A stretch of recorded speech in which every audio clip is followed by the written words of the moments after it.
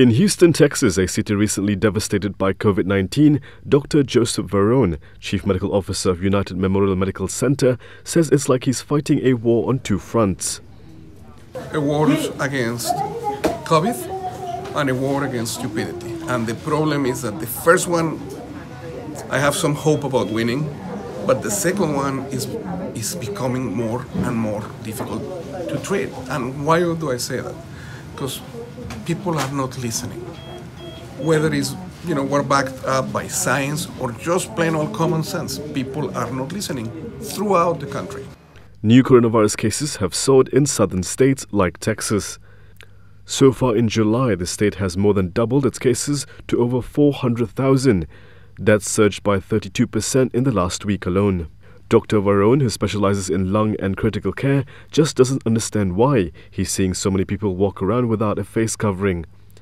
His frustration grows as he oversees his hospital's dedicated COVID-19 unit, where he tends to an average of 40 patients a day.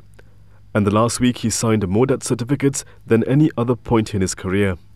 It's interesting because, I have been in the middle of earthquakes, in the middle of bombings, in the middle of tsunamis. I've been in every possible catastrophe that you can imagine. And by far, this is the worst. And this is the worst because this is a continuous situation.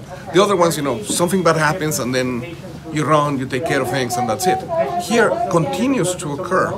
And what is probably the most disappointing thing, the thing that annoys me the most, is that we keep on doing our best to save all these people, and then you get another batch of people that are doing exactly the opposite of what you are telling them not to do. And now the constant influx of new cases has put the health of his own staff at risk.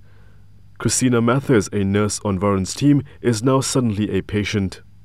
I wasn't feeling too good towards the end of the shift, so I let Dr. Varon know. And he was like, you need to get to the ER. And they told me I was positive. There may be some good news finally headed to the overworked doctors and nurses at Texas area hospitals.